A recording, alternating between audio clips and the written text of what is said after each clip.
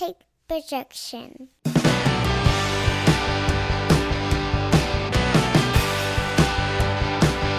It's Friday morning, and you know what that means. It's time for another episode of the Alabama Slam Podcast. I'm your host, Corey Hanna. What's going on, guys? It's Patrick Akers. And we have a lot to discuss this week. Maybe a little shocking, but it seems like we're going to start off our show with the fact that Patrick might be reeled back into WWE, at least a little bit. They've done it. They've got me back in. I'm back in. So here's what's going to be funny to me.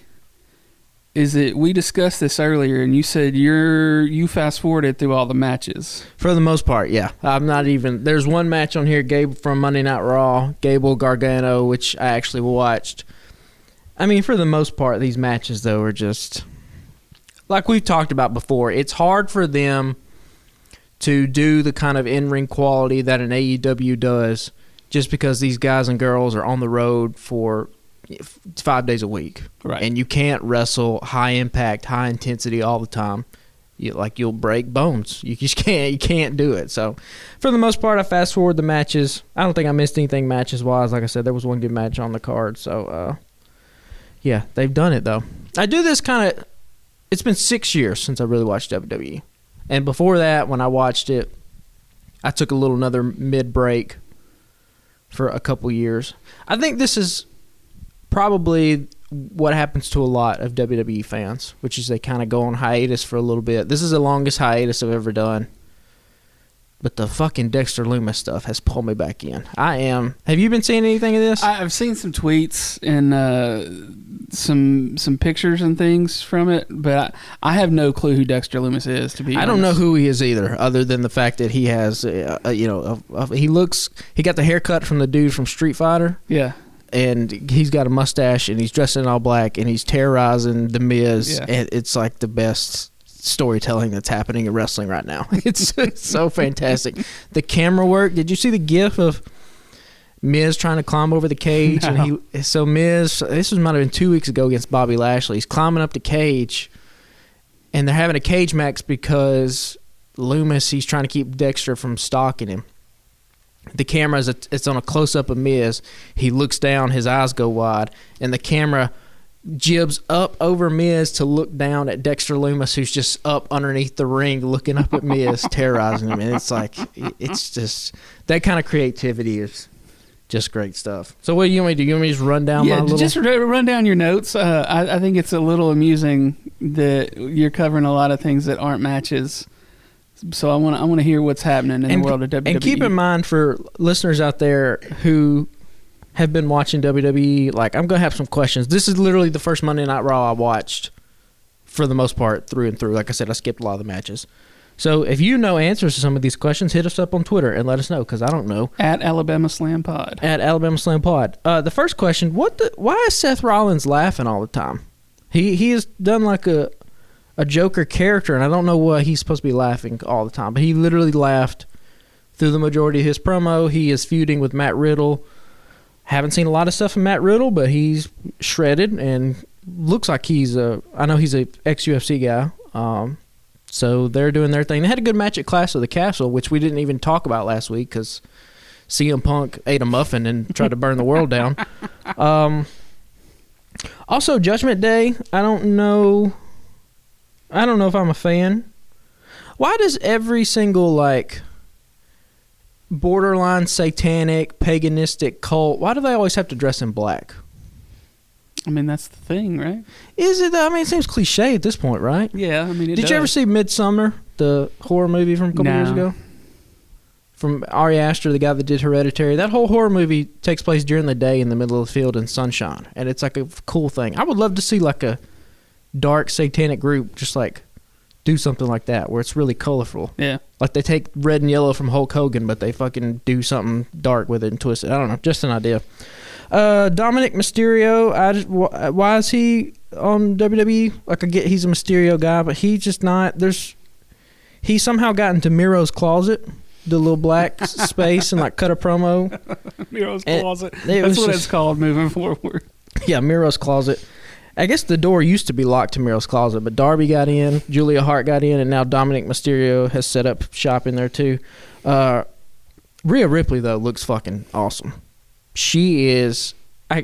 If she's not the leader of Judgment Day, she should be, and she should be positioned as a real threat to literally the dudes on the roster too. I think she is like.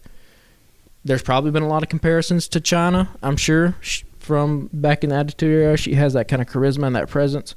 But yeah, Dominic Mysterio just, doesn't do anything for me. Damage Control, the Bayley, Io Sky, Dakota Kai group, fucking badass name. I actually did watch this match where they won the women's tag team belts, which I did a little bit of reading, so I guess there was some kind of one of the girls, I don't remember who the other two girls were, they pinned Dakota Kai, who wasn't the legal person, and I guess a bunch of people thought Damage Control was going to win the belts. I have a little theory here about why WWE is doing stuff like this, because it also comes up later in the match, later in the show. A guy named Omis was about to have a squash, and they threw up a technical difficulties graphic. Like the broadcast had, shit the bed or whatever. I would just say that you have to. What is happening with WWE right now with the new regime? It seems like they have to recondition the audience about how to watch their product. When you watch a movie, like the first 10 minutes of a movie is not just to set up the story, but it's setting up how you're supposed to watch the movie, right? It gives you what kind of shots they're going to use, the color grade, that kind of stuff. So if you have this bland WWE product that has been, the status quo for years at this point, if down the line you want to do anything exciting, you have to plant the seeds for that stuff early. So I'm not saying that that's what happened. It could have been the technical difficulties thing. They actually had technical difficulties. I would say they've seemingly gone off without a hitch for the past decade or so without throwing up any kind of graphic, but it is what it is. But if they're going to do a story in the future, like the next time people see that technical difficulties graphic, they're going to be like, oh, well, we've seen this before. And then they can do something cool where somebody pops up on screen and hijacks the show or whatever the fuck. Same way with the pin in the shoulders. Like, you just have to recondition your audience how to watch your product. Anyway, the Damage Control is cool. Gable, Gargano. If this happened in front of an AEW crowd or in front of like a more smart marquee city like Chicago or whatever, these people would have been on their feet. This fucking match was fantastic. Haven't seen a lot of Gargano. I remember Chad Gable when he was in NXT. But yeah, there was barely a "this is awesome" chant, and like this quality of wrestling was top notch, and the people were just like, "Woo, yay!" and just sitting on their hands the whole time. Kevin Owens is still awesome. It's a wonder what happens, what you can do when you let these guys just go out and shoot from the hip. When you have a guy like Kevin Owens, his promo on Austin Theory was just, it's fantastic stuff. It's what we talk about all the time, people being believable. And if you want Austin Theory to be a big star, Kevin Owens is the type of guy you pair him with that can pull that star-making power out of him. I think Austin Theory has a ton of potential. He has a great look, but, it's more than just having a look and doing the moves. Bianca Belair had a match. I didn't watch it. Fast-forwarded it. Almost, like I said, fast-forwarded that. And then we got Dexter Lumis stalking The Miz in his house. Like, it's just the level. I don't know who. They just happened to have a camera there. Yeah, well, they set it up smart because they were interviewing Miz at his house because Miz. See, this shit has I've actually watched. This has actually made sense. Whoever is writing this, booking this thing, they deserve a raise. There was a camera crew there that was interviewing Miz because Miz is afraid to go out of his house. Okay. Miz and Maurice go to and they did it all in one take, by the way, single shot. Oh, okay. Miz is about to do go to a premiere with his wife, Maurice. They get in the car and leave, and the camera's in the driveway and watches them leave. The camera turns, it looks through a window, and Dexter Lumis is sitting there at the piano, I think it was, and he's drawing a picture, and he just holds it up. And it's of Miz and the wife, and then the camera goes back to commentary, and Corey Graves sells it like they need to call the police. It's just fucking fantastic stuff. This is absolutely excellent. And then Edge and Dominic had a match that I didn't watch. I fast-forwarded it. Yeah. And that was Raw. All right. So this, I watched about a 3-hour broadcast in probably 45 minutes. So, Well, I mean, that's one advantage of not watching all the matches. I guess. you just fast forward them. Yeah. But I mean, they've sucked me back in. Like, it's never been that they've never had talent. They've always had great talent. It's that there was a damn near 80-year-old man that was in charge, doing shit that has completely passed him by at this point. I've turned it on a couple times recently and had it on in the background while I was at home, like doing other things. I won't say that I've watched any of it, but I've had it on. But now that we're in football season, Monday Night Football will be on at the house. And on Friday nights, they're doing a fantastic story with Sami Zayn. Has joined up with the Bloodline. Sami Zayn is fantastic as well. Roman Reigns has a great presence about him. SmackDown, I'll probably do a little run through of it next time. I didn't actually watch it completely all the way through, but yeah. I watched Clash of the Castle all the way through. Was planning on talking about it. Then, like we said, CM Punk did what he did, and it took up our whole podcast last week. So we'll probably do WWE stuff at the beginning because I don't know if you're going to watch it or not. I'll probably have it on some here and there. Probably not Monday nights though during football season.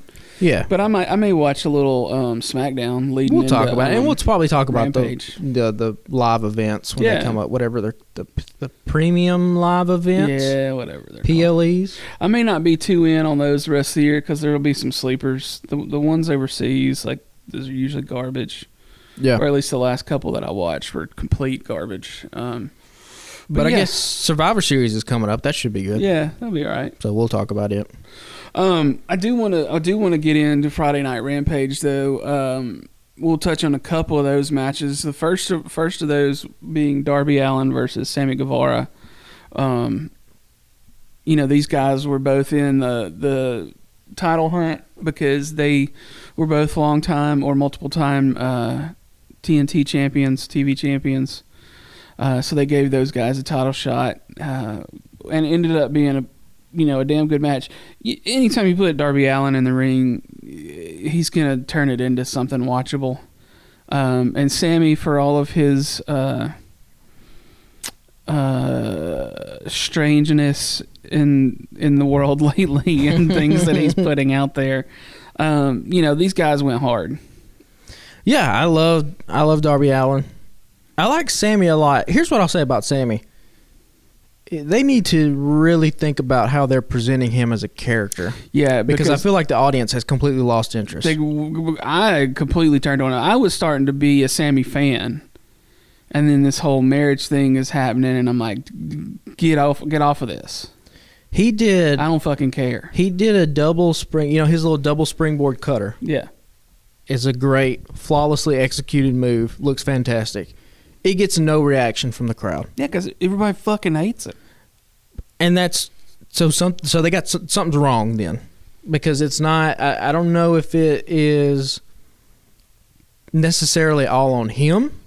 I don't know if it's the way he's being booked. I don't know. There needs to be some character rehabilitation that happens with him and happens quickly. Yeah, because he's too young and he's too good inside the ring to just have these people really not give a shit about him. It's not even like he's getting any kind of like booze. It's just like indifference. We don't care. Yeah, whatever. Indifference is sometimes worse than 100% hatred. 100%. Like I think they would love AEW would love for him to get booed out of every single building because he's a heel. That's what's supposed to happen. But it's just like his music hits and nobody does anything. Yeah, they just watch him go down the ring. So I don't even know. I mean, they're in some kind of pickle with him. Now, obviously, we'll talk about what happened with him on Dynamite. He lost. So now if you're going to let him go away to figure something out, till you figure something out, I guess, now's the time to do it. But yeah, I mean, because they didn't get any time off. I mean, I think they took a quick vacation after their wedding, but they were back on TV that week. Yeah. So they might have taken a day or two to go somewhere, but let them go be on a fucking honeymoon or something for a little bit and then come back. And then, because WWE tried a few years ago to put Seth Rollins and Becky Lynch on TV together, and everybody was like, fuck this, we're out. And they very quickly dropped that. And yeah, we're like, no, we're doing something different. Well, I think by them pairing up, Sammy and Ty, obviously, out of the ring, they're a real life couple, but you hope by pairing them up on screen that you get Sammy some kind of heat it just hasn't happened. Right. It hadn't happened at all. So I don't know what they do there. That's a conundrum for sure. Yeah. And then the main event that night was Claudio versus Dax Harwood. And Dax has put on a lot of great singles matches this year. It does seem awkward that they've chosen this year to let him do a lot of singles matches. I don't know. Do you think that's by his choice, or what do you think's happening there? Probably by his choice. Here's the thing: Cash Wheeler is also a fantastic wrestler.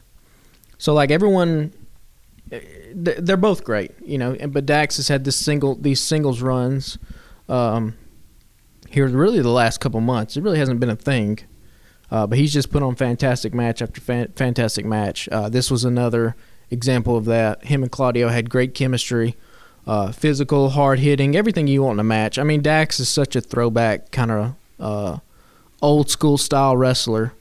You could really, I mean, if you had a time machine and put him back in, 1988 WCW, he would fit like a glove. But yeah, Cash kind of gets underrated, and I mean, he is a big part of that tag team. But I mean, I guess if they're not going to do FTR going after these tag team belts, you got to do something. So, it's weird though. Cash didn't even come down to the ring with him. I don't think.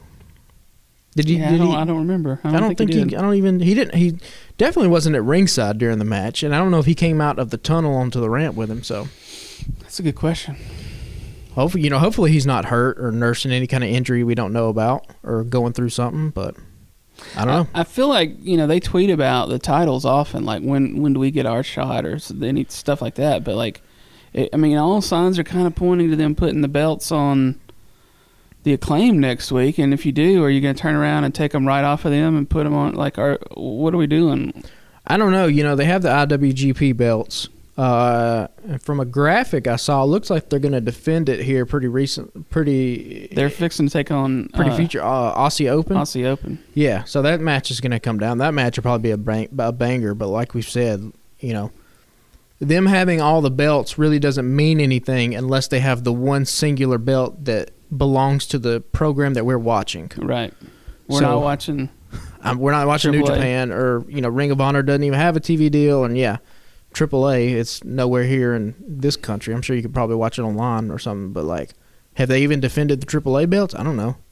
Kind of seems like those were just thrown together too. So, I don't know what they do with FTR. There's some head scratching booking decisions that we talk about every single week, and that's probably Exhibit A as to what the hell's going on with these guys. Yeah. Well, the two of them, Claudio and Dax, it was a sort of a classic wrestling match. Like, we didn't expect a lot of theatrics or high flying or anything, and this was just two guys getting after it, putting on a show. Yeah, I mean, it looks, if you had it 4x3 and the graphics weren't as good and it looked like it was from 1982, it would fit perfectly. So for sure. Well, Claudio comes out victorious. I figure they'll keep the belt on him for a little while. Do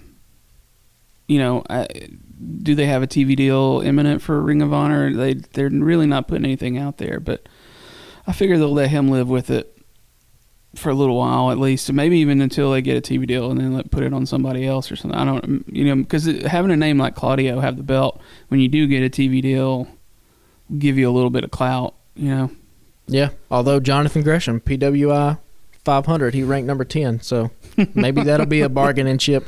And we're just kidding. We like Gresham, but like there was that story he used his PWI ranking as a bargaining chip for Tony as like an example of why he should be treated better. And now he came in number 10, so maybe he should go back into Tony Khan's office. Be like, hey, I went up top 10. Yeah, who knows? Ahead of John Moxley, by the way. Somehow.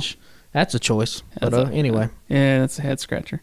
So let's move on to Dynamite from last night. We'll preface this by saying I'm just going to tee Patrick up and let him go because I was out of town last night, and we'll get to that later. So I did not get to see it. I'll probably watch it either tonight or it may be sometime this weekend because of my schedule the next couple of days.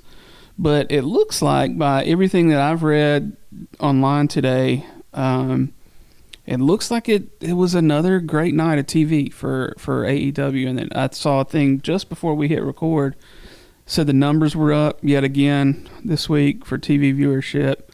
They're getting a boost, and then next week is essentially pay-per-view for free on Wednesday night.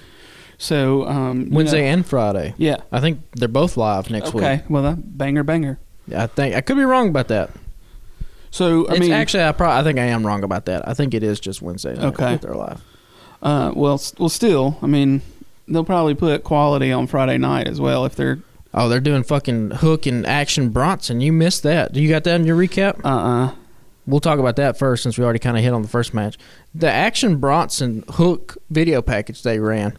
I'm so interested in this match. I love Action Bronson. He's a big enough of a guy to where it makes it believable that he can get into a physical altercation with somebody and come out on top. The way they shot it was awesome. I mean, it was in a gritty-looking gym. The lights were dim. I mean, it looked badass. You know, they're going up against 2.0. Okay. So, yeah, that'll probably be... You want to talk about huge pops for Grand Slam. I'm sure when Action Bronson comes out, that place will go ape shit. But, yeah, crazy. That was a little... Yeah, they teased that up last night. Nice. Well, let's start off with the first match of the night. You know, you got Jon Moxley in the tournament, and then Sammy won over Darby Allin, so the two of them went at it. And, you know, it looks like they let Sammy get in a little offense against Moxley, but no one, I don't think, had Sammy going over in this match. So no, I don't think anybody... If they would have put Sammy Guevara over, I don't know. You want to talk about fans going ape shit, that probably would have happened. I mean, we talked about Guevara already, and I mean, what is there left to say about Jon Moxley? I mean, the dude is just on the run of a lifetime. He's that company's MVP by a long shot. There's nobody that's more important right now than him. And, like, I mean, again, like, he's just...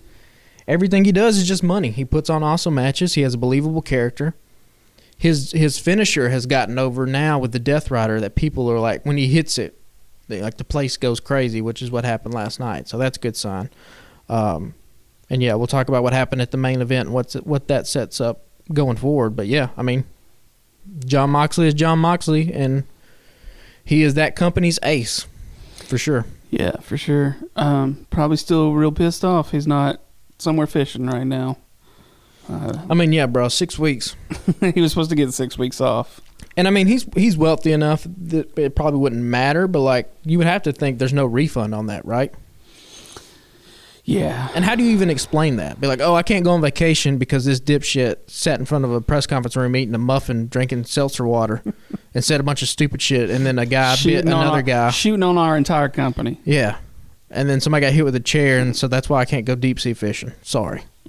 I got to be in Albany next week. Yeah, and you got to imagine, like, his homies that he was going with, they're all crushed because they had time off, and now they're probably sitting at the house or either just went back to work.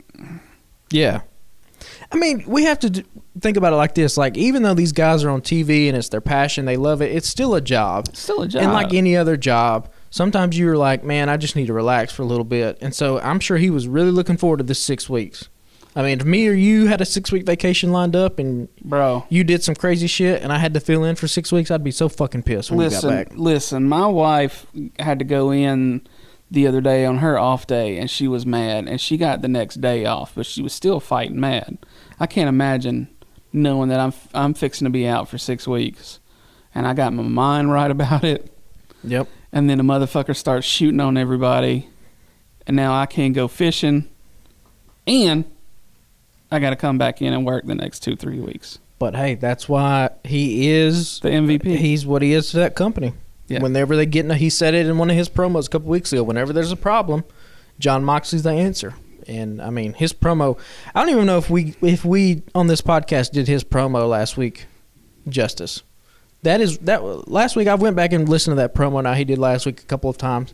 That is one of the most outstanding babyface promos that has ever been on AEW, because it works on so many levels. It works as a rah-rah speech to the fans.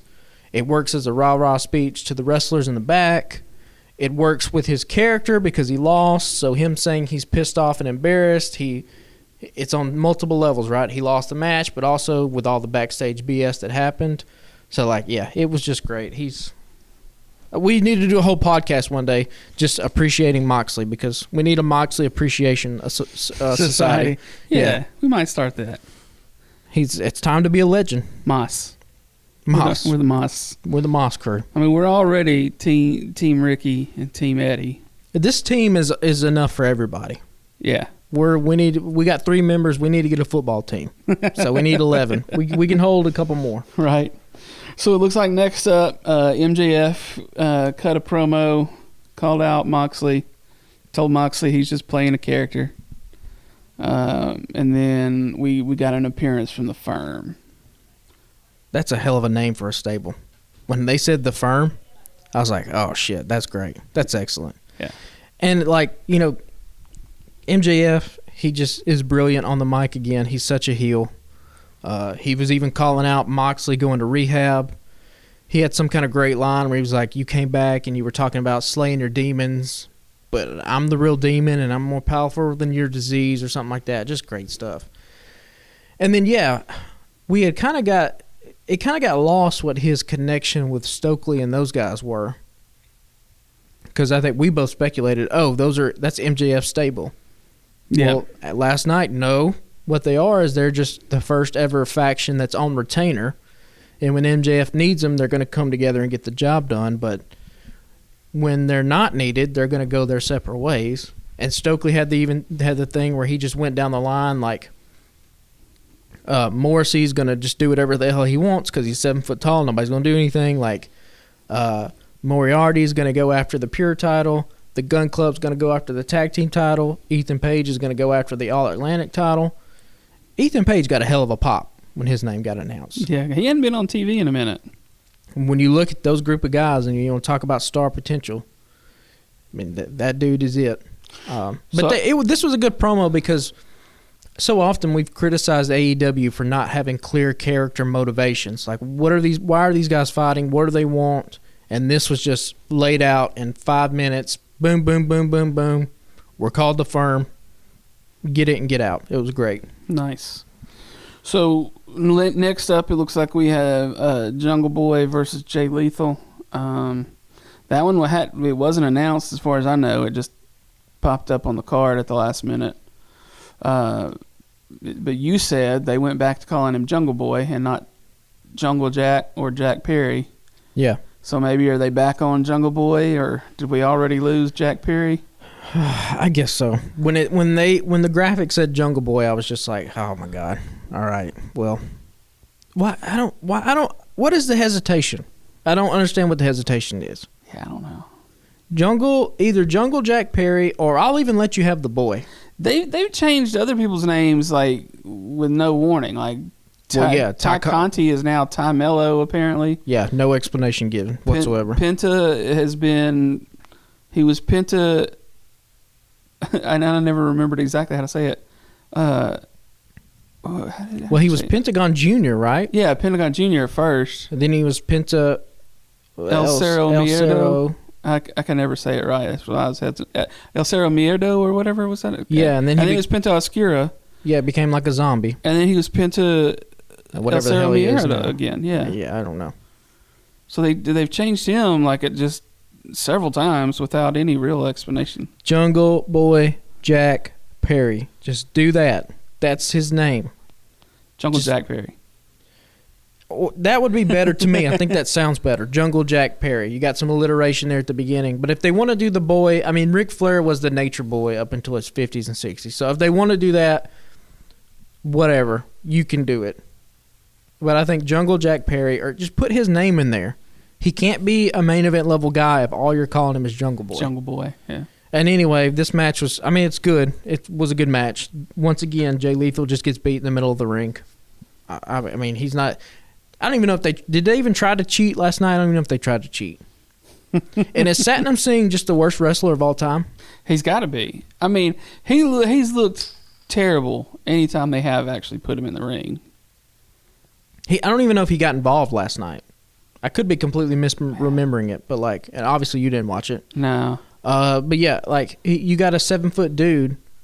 Why is he not like throwing his weight around? I mean, just let him go at this point, man. Like, I get why they want him because they're trying to get into the TV market in India, and that's why they have Sanjay Dutt and him, and it makes sense. And I figured out the little slap of the knee hand thing they do. Apparently, like India's biggest pop star does that, and so that's why they've been doing that thing. Again, though, like they haven't been presented as any kind of force on television, so like I don't know. It's either one or the other, right? Either he's got to be there and be a 7-foot monster and beat the hell out of people, or just don't put him on TV because he can't just be by the ring and not do anything. Yeah, you're not really doing anybody any justice there. No. And I mean, I guess that just goes to show like how much wrestling has evolved. Because like the Great Khali in the mid-2000s, similar type situation, Indian dude, huge build, presented as a monster, but it kind of got over. Now, he kind of sucked as well, but like he had a feud with The Undertaker, and it was believable and passable. Satnam Singh comes to the ring, and nobody cares. None of the fans care. Yeah. So seems like a wasted opportunity. He's been there a few months. Like surely they could have gotten him trained up a little bit, but or maybe he just don't have it. Maybe that's why. You said that's why they brought in Motor City Machine Guns. I mean, at the pay-per-view. It happens, right? You can't just train as good as an athlete as you may be. You can't just automatically become a good pro wrestler. That was the thing with WWE with Gable Stevenson. There's reports that that guy just they've seen him train and he's just not making good progress. Like everybody can't be a Kurt Angle and come from some other sport and come into wrestling and just be and incredibly good at it. Kurt Angle is one of one. You can't do it all the time. So we'll see what happens with him. But I mean, at this point, he's kind of just a big dude in a suit. Yeah, for sure. So next up, Powerhouse Hobbs squash match. Basically a reason to bring out Ricky Starks and let them kind of face each other. I don't know why you bring out Ricky Starks and not let him talk on the microphone for 35 seconds, but I mean, at least give him a half a minute. Something. I don't know. He came through the crowd. He hit Powerhouse with the microphone, and that was it. Like, we can't take 2 minutes from one of these other things and let Ricky just be passionate for a little bit. I don't understand what they're doing with this guy, or if they just don't see what we see. I'll beat your ass. And all the other fans. I'll beat your ass on the internet. Like, he's right. He's right there, man. Yeah. He is as talented as any of those guys. Yeah. And like, I get them wanting to like get Powerhouse some wins, and like we talked about it all out. I'm not even mad that Powerhouse won because I think he has potential too. But like, the one thing Ricky does damn near better than everybody else on that roster is, talk that ish on the microphone. Yeah. And if you don't let him do that, then I don't know. Then what are you doing? What are you doing? Yeah. Still looked cool as hell last night, by the way. Fucking black on black. No, just a rock star. Also, underrated entrance music. I think his entrance theme is the best in AEW. Yeah, it's nice. Dun dun dun dun dun dun dun dun dun. Yeah, it's great stuff. Dun, dun, dun. He's got a cool little when he raises his hands with the beat of the song. Yeah, it's awesome. So next up, Lucha Brothers versus Swerve in Our Glory. You said earlier that this was a highlight. So here's the thing: when the match started, I was just like, "Why are they doing this? Like, Swerve in Our Glory has a match next week. You just put the Trios Championship on the Lucha Brothers and Pac. Like, somebody's got to lose. Obviously, not going to be those guys. Like, why book it? You could have had Starks and Hobbs. You could have done that. Yeah. And I was kind of like, whatever. Questionable booking again. And then they got like 5-6 minutes in the match, and I was like, fuck it. I don't care. This is awesome. Like, it's just AEW will just do that. They'll just give you Swerve in Our Glory and the Lucha Brothers, and they're going to tear the house down for 15 minutes, and freaking Penta's going to hit a Canadian Destroyer on Keith Lee, and you're going to be like, all right, well, that's all I needed for the match. Like, that was worth it. Swerve is just a natural heel. There is an confidence that just exudes out of him, where it's like, I hate that guy, but I kind of want to be that guy. I wish I was that damn cool. Just a swagger for days. And Keith Lee is rocking the heel beard. You know, he's growing his beard out. That's a telltale sign somebody's going to be a bad guy. If somebody is a little bit clean shaven or got just a little bit of stubble, when they turn heel, that thing gets thick heel beard going on. Even letting his hair grow out. He's had a shaved head, right? It's been real tight, yeah. Letting the hair grow out a little bit. So it looks like they're going to fully run in the heel direction, which I think they're more natural as a heel anyway. Yeah. It's hard to present a guy like Keith Lee that's that big as a babyface, particularly in AEW when all of the roster's kind of small. Like, he's damn near 400 pounds. Why? I don't need to root for him. He can't get my sympathy. You know what I mean? So, yeah, all these guys are fantastic. And then do you have Orange Cassidy on your recap? No, I left that off, and I left the thing off about Hook. Okay. Well, so, yeah, those are like two of the little segments that I left off. So just real quick, Pac was walking to the back. Alex Marvez was saying something about the match that had just happened. Pac turns around, starts talking to Marvez. For some reason, Orange Cassidy just blindside punches Pac in the face. And I was like, have we missed something? Did Pac jump Orange Cassidy? I don't think so. They just talked smack to each other on the ramp, and Pac said no and walked away, right? I don't know why, if you want a big baby face in your company, like blindside jumping dudes in the back. One of your champions. Yeah, and one of the champions in Pac. I mean, it'll be a cool rivalry, right, between Pac and Orange Cassidy, but it's also a babyface versus babyface, right? It is a little weird because they've always had a rivalry, like, you know. But Pac was never Pac has turned now. He's with the Lucha Brothers. Yeah. They're getting a good crowd reaction. Right. And I mean, because Pac was the first real match Cassidy had. You know, he had been kind of just like side guy and would take a bump or two here and there with some of the best friends things, but like I remember being super excited and be like, okay, Cassidy's getting his first match, but I was like, why is it against Pac? Like, seems like a weird thing, but I mean it's been the two of them versus each other pretty much every year. Yeah, I just don't know. Like I said, you got a good guy that's blindsiding people in the back. That's not a very nice thing to do to other people, you know. But I get they're wanting to show more aggression from Orange Cassidy. That character has to evolve at some point, but I mean, let's not do that. Sure. I think. Yeah, not a good look. Yeah, but so next up, Toni Storm and Athena versus Britt Baker and Serena Deeb. Not really sure why we needed that match. You got any sort of explanation? No, I mean, I can't figure out what to do with the women's division. I think it's that because I don't know if you saw what happened after the fact, but they're going to do Deeb, Storm, Britt, and Athena all in a 4-way at Grand Slam. So they're just literally repeating what they did last night. What they did it all out. Okay, with a 4-way match for the title. They're going to do that again at Grand Slam with a 4-way match for the title. Again, like, they're teasing up a little bit Jamie Hayter and the Britt Baker disillusion, right? Which is what we've been calling for a while. Jamie Hayter seems to be getting some of the fans on her side. But then last night, Britt goes to hit Tony with a chair. Hayter comes down, grabs the chair from Baker. And I was like, oh, they're going to do the thing where Hayter throws the chair out and just slides out the ring. Nope, Hayter just takes the chair and hits Toni Storm with it. And I was like, okay, well, you got the fans are ready to cheer this girl. You know what I mean? Like, right.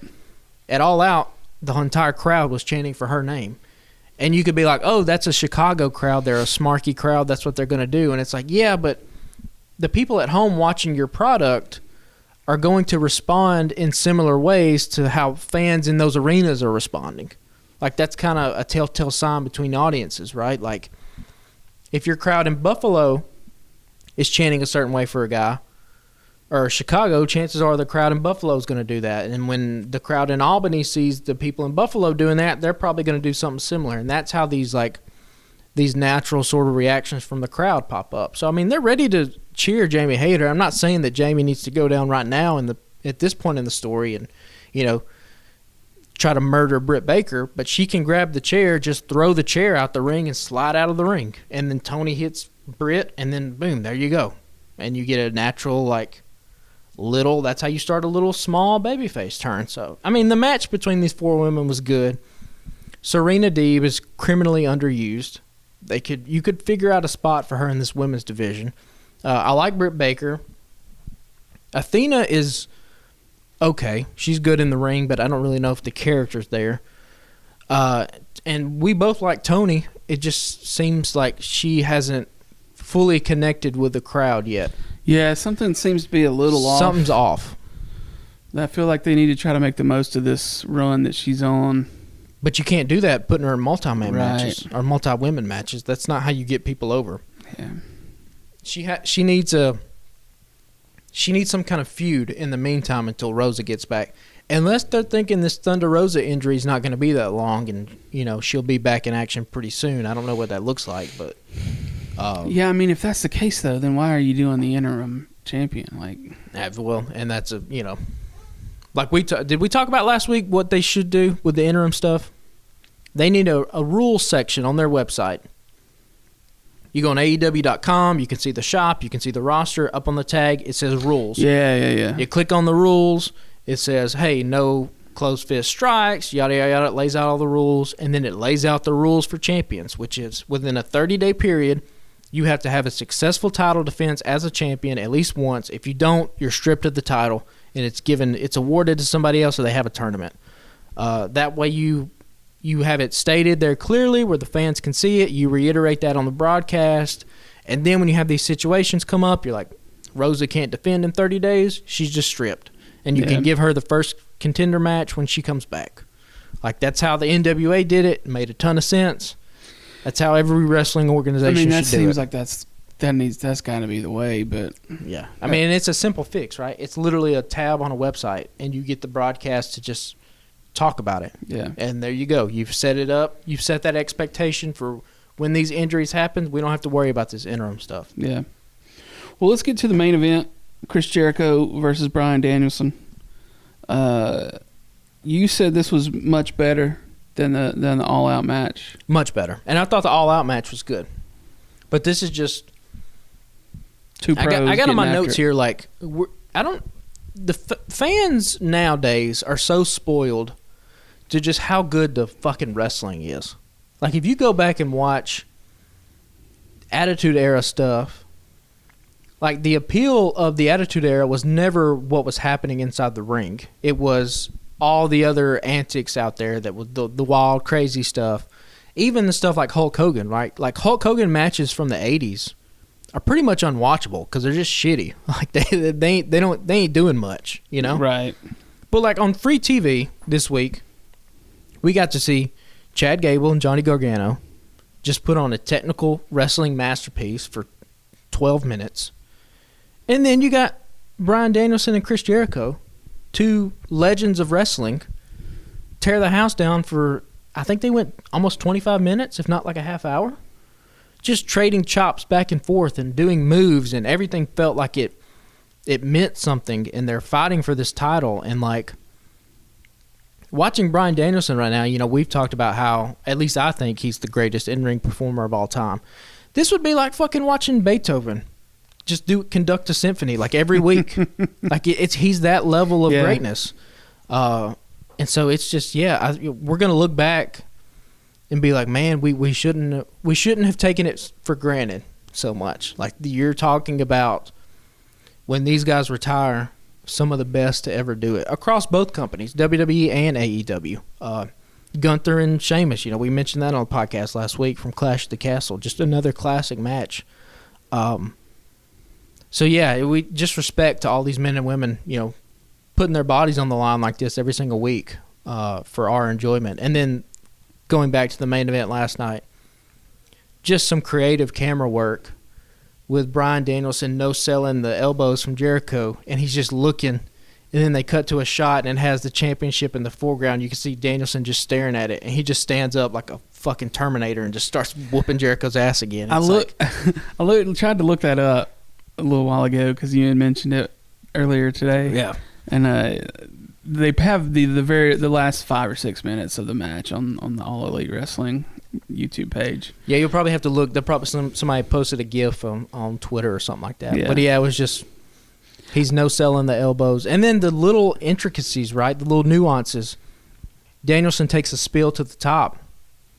He looks like it's like a bad landing. He starts immediately grabbing his ankle, and it got me. I was like, oh fuck, he broke his ankle, and then like just weaving those little things because Danielson has a history of being injured. Every time he does a diving headbutt now, he's going to have that play off one time where he starts grabbing his head like he's got a concussion again, because we know from his history, him doing the diving headbutt is partly what made him retire in the first place, right? So yeah, they've got so much they're setting up here, and then Moxley and Danielson at at Grand Slam next week should just probably tear the house down. Yeah, so they only showed a little bit on YouTube. So did they say anything to each other, or did they just kind of look at each other? They just shook hands. Moxley came out and shook hands. Okay. They cut away to William Regal, who looked like a conflicted parent, because his two proteges are gonna square off. But I mean, these are the two biggest stars in the company, right? Yeah. And that's what I liked about Dynamite last week. That's probably why the ratings were what they were. Last night, you got Moxley, Danielson, Jericho, MJF, all on the show. Those guys should be on the show every single week. There should not be a week goes by. I mean, they can take vacation or whatever, obviously. But you could pre-tape a promo or something. They need to be doing something. We can't have these things where guys disappear from the roster. You can do that with the undercard guys, but they're stars for a reason. Like they have to be there. If you go watch Attitude Era stuff, Stone Cold was there every week. The Rock was there every week. Triple H, Mick Foley, all those guys, they were there every week. You watch WCW, it was Hogan, it was Savage, it was Sting, it was Flair. They were always there, present on the show.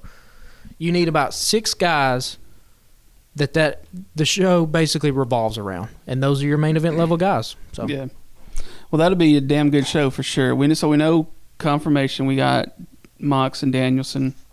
We got Swerve in Our Glory versus the Acclaimed for the tag titles. 4-way match for the ladies. Mm-hmm. What else? Do we have anything else? There's I think on Rampage was Okay. the Hook and Action Bronson versus 2.0. Okay. I don't know if there's anything else for Grand Slam. Gotcha. I could be wrong. I've Sure. seen a lot of people be like, oh, MJF is going to cash in his chip at Grand Slam. I wouldn't be so sure about that. I think that will probably happen at Full Gear if it happens. Give them a little bit more time. Well, does the chip even operate that way? Does it work like Money in the Bank? There's still confusion. Yeah, I don't know what the rules are. So there's 2 scenarios, right? Danielson wins, Moxley gets his vacation. Right. Or Mox wins, MJF cashes in because Danielson and Moxley beat the living fuck out of each other, and all MJF has got to do is come down, hit him once, pin him, Mox goes on vacation. Right. And like, but do you do that to Mox? Well, the character. I mean, so Danielson has his foot injury, right? Yeah. That they've played up.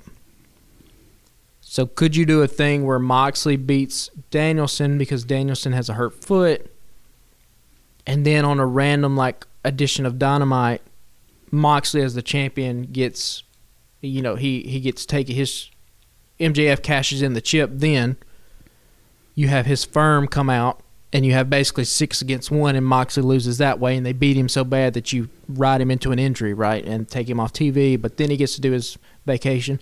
Then you can do MJF versus Danielson in the Blackpool Combat Club, that kind of thing, if you wanted to do that. I don't know if you would want to do that, though, because I guess you would be beating Danielson twice then, because if MJF was the champion, you still have to do a main event at Full Gear. Yeah. And would you do MJF and Danielson unless he gets screwed again and you do a long run with... When MJF gets the title, he needs to hold it for a while, basically. Yeah. He essentially needs to hold it until...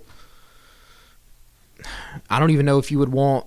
Whoever beats him would be something similar to like a Roman Reigns right now, which is you you beat Roman Reigns by somebody that you're wanting to make a star. Somebody like a Ricky Starks or something like that needs to beat him. Somebody like Moxley or Danielson, I don't think necessarily needs to beat MJF. Yeah. And, you have this, if Punk is still in the company in 8 months, you got that you can do. Yeah, supposedly suspensions have been lifted on most of the people involved in that, but there's still no word on what's happening with Punk. I think the Bucks and Omega and Punk and everybody are still, I think, what was it, Nakazawa, Pat Buck, Christopher Daniels. Some of the guys where the investigation said, they were trying to break it up. Their suspensions got lifted. Yeah. And hopefully they got back paid if that was the case. But yeah, I don't know. The main event title picture right now is kind of murky. I don't really know how you do it. I think I would go the way of Moxley beats Danielson, MJF beats Moxley with the help of the firm. That way you still protect Moxley's character. Then you can roll into MJF and Danielson. Look, maybe you hotshot the title once, right? Maybe Danielson wins it from MJF, but MJF somehow gets it right back. And, I'm not as big of a detractor from that kind of booking as some people out there. Some people are like, no, don't ever do that. Don't hot potato it. Well, you can hot potato it sometimes if it makes sense narratively. People have done it before. Old school 80s WCW used to do it. The fucking Attitude Era used to do it. Kane would have the title, and then he lost it in a day. Like, Mick Foley would get the title, hold it for, whatever. I think his reign was like 30-something days. He lost it. Like, as long as you make it make sense and storyline-wise, it's all fiction, man. You can do whatever the fuck you want, Like, if you don't know what to do, just make it up. It's all fiction, so that's true. They can do something like that. Well, let's get into a new section we're going to try to do every week. You had an idea about tweeting out a question and then reading some of the answers on the show. So the first question, the question of the day is, or a prompt rather, give us one WWE star better suited for AEW and vice versa. Do you want to give your answers now, or do you want me to go ahead and read some of the Twitter answers? You can read some of the Twitter ones, yeah. All right, so the first one we got back was at Blue Gilliand. Tweet us and let us know how exactly to pronounce that. We're a bunch of dumbass Southern boys, so we don't know how to pronounce your last name. So let us know. We apologize about that. Avid listener of the show, a lot of the Twitter interactions. We really appreciate that. And this is pretty good thoughts right here from Blue. Bring Sheamus to AEW and have him either join or feud with the Blackpool Combat Club. He'd also have some great matches with Wardlow and Keith Lee. Sammy Guevara would be a great addition to WWE. Your thoughts? So the Sammy one to WWE is interesting because I think if you were to ask a lot of fans who could be a bigger star in WWE, I don't know if Sammy Guevara would be in the top 5. But I do think, we talked about him needing some character rehabilitation. You could envision a scenario where he goes to WWE and becomes like a smarky, really shit-eating heel that maybe, has the United States title or somebody like that. Obviously, he's not going to be a main event level guy. But that's interesting. Also, the Sheamus to AEW is interesting because when I think of Sheamus, he's a WWE guy through and through. I mean, he's been there for forever, it seems like. Yeah. Over a decade at this point. But, does Sheamus have... Like we talk about all the time, these guys are artists, right? And so a big reason that Danielson came over was to AEW was because AEW... had a landscape that allowed him to play in different areas, right? He could bleed. He could do longer matches. If you'll remember, he did a 60-minute draw with Hangman Page. They ain't doing that on WWE TV. Right. He ain't wrestling for an hour. But AEW allowed him to do that. So does Sheamus have a similar type itch where he's like, hey, I've made a bunch of money here. I've burned down all the highways in America, making town after town. I would love to just settle down, work once a week, and be able to have some badass matches here to finish out my career. I do think that could be a really cool situation, bringing in a guy like Sheamus. Obviously, I don't think you put him in the title picture right away, or right. If all, really. But yeah, if coming in, he feuds with some other WWE guys, or, the more WWE guys you get, you could run a Civil War type angle where you have the original AEW guys versus WWE. That's kind of been bubbling underneath the surface. Do they finally pull the trigger on that at some point? I don't know, but I mean that would be. Yeah, that's a good if they idea. did a Civil War angle, and the AEW guys got the upper hand, but then on a fucking pay-per-view, you hear some kind of Celtic music and out walks Sheamus, or well, obviously he wouldn't be called Sheamus, whatever his real name is, with his pasty-ass white skin and his, huge bulking frame, like, yeah, that place would go apeshit. It'd go crazy. Yeah. So, yeah, that could be. Well, next up, from a friend of the show, at Chase Yes Gilmer, he says, I think the AEW star better suited for WWE is a tie between Wardlow and Ricky Starks. Pause. Because I think Patrick definitely has some thoughts there. Well, Wardlow makes all the sense in the world, yeah, right? For sure. I mean, he fits everything about it. Like his size, his presence, physicality. Yeah. And what was it, Ricky Starks? Yeah. I mean, yeah, Ricky Starks makes a case for himself. I Yeah. mean, the dude is golden on the microphone. Yeah. Yeah, for sure. I think those were two that you specifically mentioned when you first had this idea. Here's the thing about Ricky Starks, though. Does he get lost in the shuffle in WWE? I mean, probably. But you can make a case. Is he lost in the shuffle now in AEW? I mean, he's fucking walking down the crowd and not doing anything. Yeah. So, and also, too, like, these guys are going to make way more money in WWE. The mid-card guys, I should say. John Moxley and Danielson are probably fine.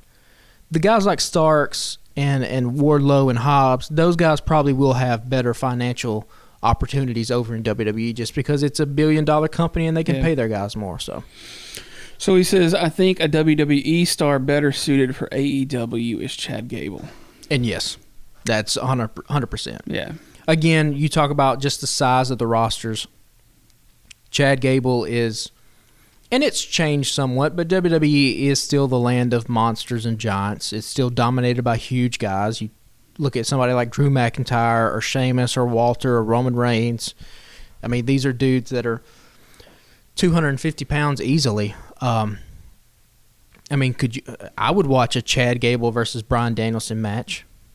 Like, hell yeah, give me that. Yeah.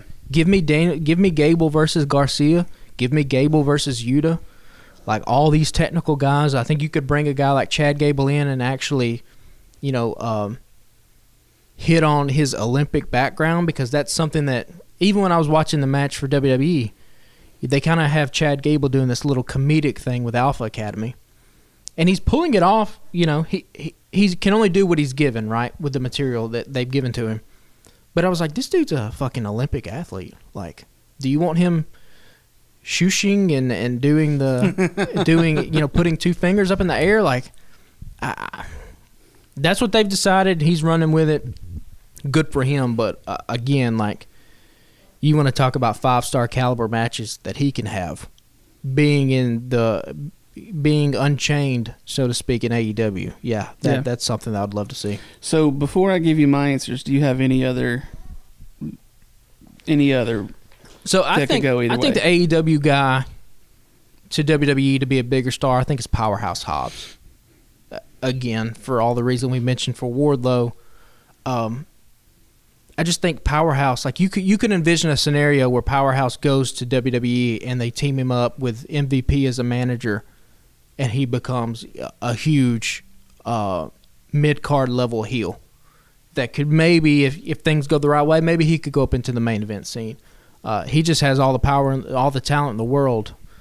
And then the WWE guy to AEW, the number one on my list is Ricochet.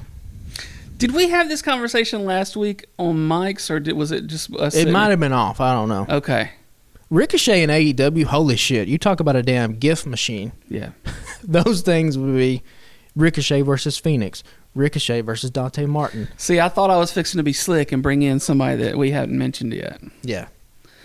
To me, that's top of the list. Because my answer was going to be Ricochet to AEW, because Ricochet versus Rey Fenix or Ricochet versus Dante Martin would fucking kill. Ricochet versus Darby Allin. Yeah. I mean, just absolutely would murder an entire building. Yeah. But my dream scenario, which would never happen, but it's dream booking for me, and it also would give a bump to the ladies division, would be Becky Lynch to AEW. Don't think it will work. Don't think it'll ever happen.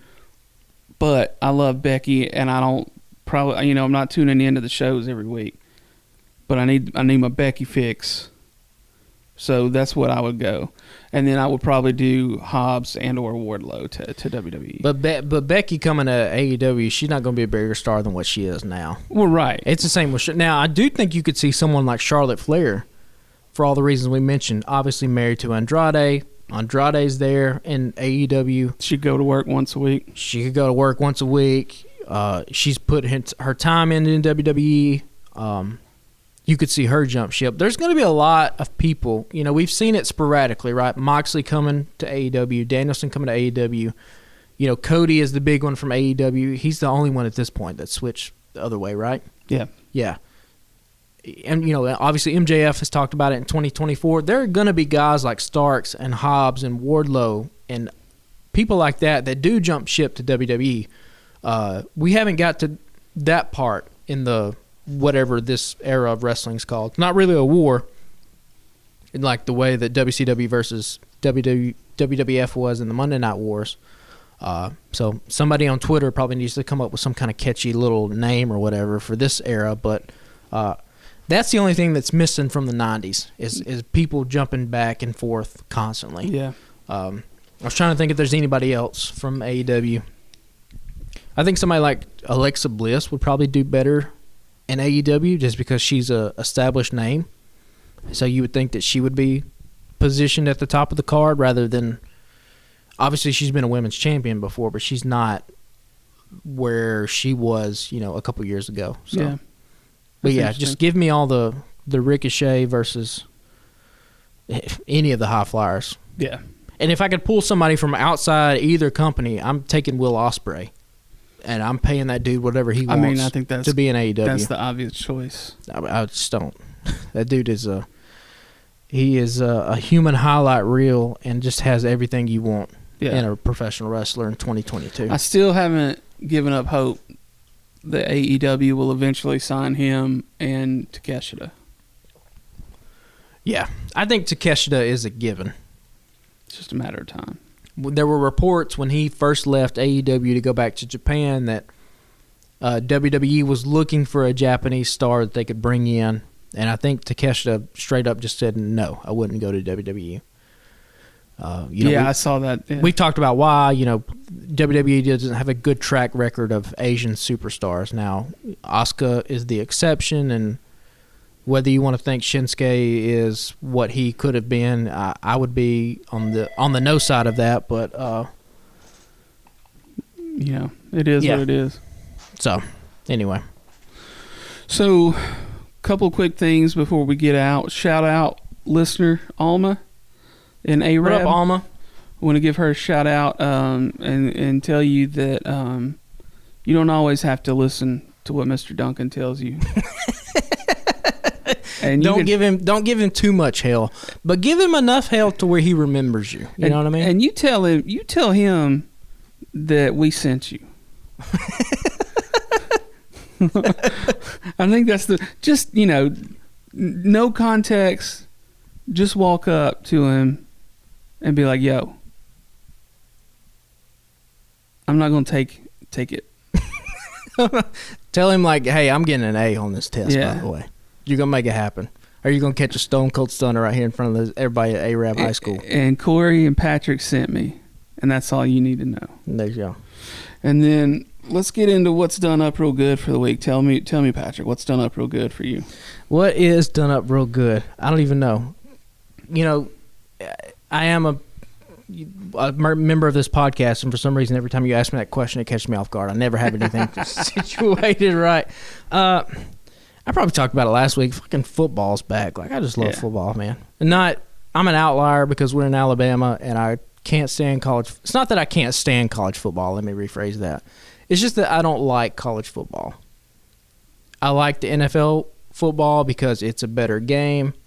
And I think I've said to you before, like, if I just liked bad or worse versions of things that are already out there, I would just go to random bars on the weekends and listen to cover bands. Like, that's what, to me, college football is like a cover band. Yeah. Or you can just tune in on Sunday and fucking see good football, Yeah.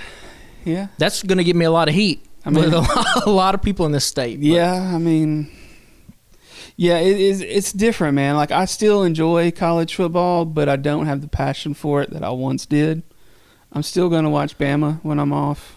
Well, the thing for college football always was, and you heard it every time I would talk to somebody, well, these athletes aren't getting paid. They're doing it for the passion of the game. Well, that was always horseshit, and now it actually is horseshit because Bryce Young is making over $1 million a year, as he should, because these universities and these television stations have made so much money on the backs of these fucking young kids.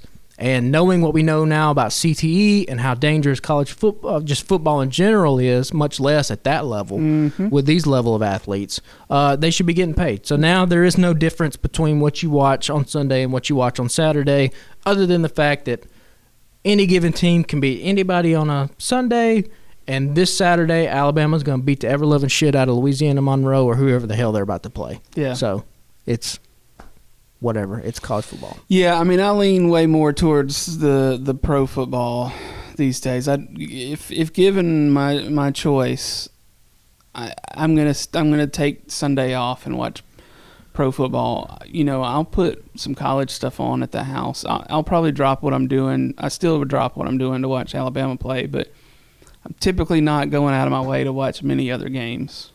If there's a couple of top 25 like SEC teams playing each other. I watched Florida and Georgia, or Florida and Kentucky the other night. It's a pretty good game. But, like, otherwise, you know, I'm going to spend my Saturday doing something else probably. And the Alabama Slam podcast has a fantasy team in the Alabama Take League that's managed by yours truly, and we're going to go undefeated. I'm just telling you right now. It's a 12-team league. I have Patrick Mahomes, Saquon Barkley, Nick Chubb, George Kittle. Somebody dropped DJ Moore on the waiver wire. Like, if you know football, you know how crazy that is. Your boy's going to go undefeated. Alabama Slam is going all the way to the top for nothing but bragging rights. Yeah. So we started off 1-0. We will end it with a perfect record the same way we started the season. Roll Tide to that. Well, what's done up real good for me this week is that I finally, after years and years and years, got to see Dinosaur Jr. live in Birmingham last night. And they were just as loud as everybody told me they would be. You know, for stubborn reasons and childish reasons, I've never worn earplugs to a show. Seen hundreds, thousands of shows over the years, from the dinkiest, tiniest bars up front to the loudest arenas you could think of. I've been to all of it and played in bands and yada yada yada, and everybody told me that don't swallow your pride, get some earplugs when you go to Dinosaur Jr. Well, of course, the room was filled with pretty much nothing but 45-year-old people last night, and I'm glad I took earplugs because that shit was insanely loud. You sent me a picture, and it was just a wall of amps, stacked on top of each other. Yeah. Oh, he had 6 Marshall stacks. That picture looked loud. Yeah, it was fucking loud. I don't know how they do it on stage. I don't know how they... At one point, Lou Barlow, the bass player, he fucked up apparently pretty bad in the first song, and I didn't notice it because the bass was mostly a wash last night. I say mostly a wash, but like once I started, like I'd kind of fine-tuned where I had my earplugs in my ear and I could hear it a little better. But after the first song, he was like, "Hey, sorry, I fucked that song up really badly." And he was like, "Everything's so loud when you're on stage with us." He was like, "If you get lost, you're just fucking lost because it's hard to like hear where you're supposed to be." Yeah. He was like, "That's crazy." Yeah. So I thought that was pretty funny. It's probably a good parallel. Like, did you ever go to a Monday Night Raw or a SmackDown live? Mm-hmm. I just remember I went. I did see a SmackDown in Birmingham a few years ago. I'm sorry. Did they have pyro? You remember how loud the pyro was? I remember going. I think I was like 14 to a Monday Night Raw. I don't remember if they did. And Kane's entrance. You know, he would come down and raise his arms and do the thing, and the fire would come up. I remember that being so loud and so hot in the arena. I was like, I don't know how those guys down there do it. Because if it's loud up here and I'm in the 300 section because I'm poor and can't be down front, like, it's got to be damn near eyebrow. Yeah. Your eyebrow's going off from the heat. Yeah, I saw Ghost in Huntsville a couple weeks ago, and they had some pyro that popped off a couple points. Scared the living shit out of me. It was so loud. Yeah. I mean, over like the PA system, it was that loud. And you just think about it, they do that indoor pyro. It's basically just indoor fireworks for just days and days and days out of the year, all the time. Yeah. Yeah, it's got to be. I wonder if those refs and those people have earplugs that they just casually take out. You before it wonder, starts. yeah. Because that shit, I mean, it gets loud. Yeah. I just remember his because it was the fire and it was Kane. And yeah. I was like, my God, that's hot. Well, they use it a lot on AEW. Yeah, but they do all theirs on the stage, though, too, which true. I guess is not. I mean, do they start out? They start pyro when they start the show, right? Yeah. Yeah.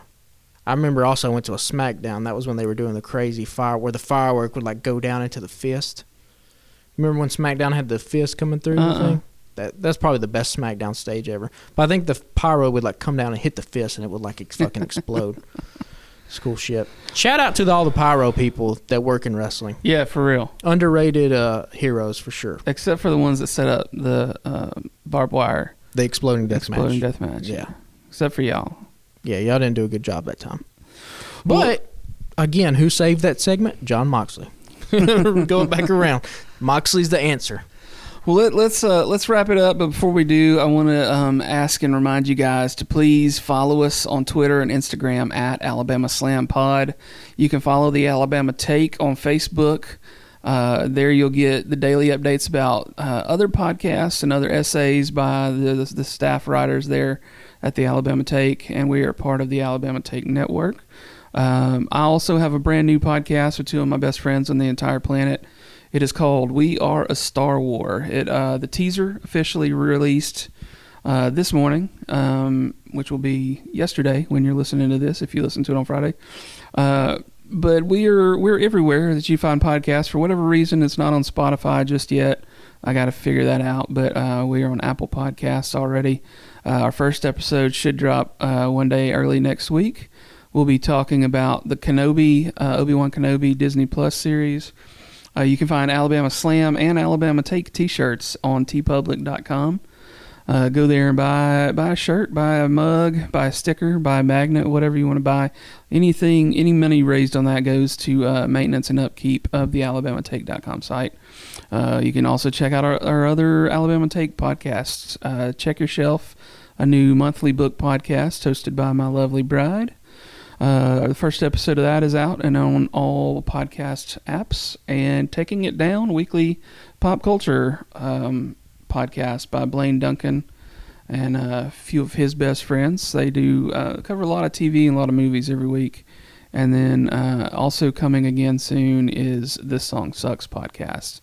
Sort of a comedic take by a couple of friends, just completely ripping apart probably some of your favorite songs and telling you why those songs suck. But yeah, give us a shout, rate and review us on Apple Podcasts, and we'll talk to y'all again next week after what we expect to be a pretty bitchin' episode of AEW Dynamite. Yep, Grand Slam. Should be good. We got some world titles on the line, some tag team titles we expect to change hands next week. Yep, you would think. And if they don't, they got to hurry up and put those motherfuckers on FTR. But who knows? Anything could happen. It's AEW. Yep. We will see y'all next week. Give us a shout on Twitter and Instagram at Alabama Slam Pod. Later, guys.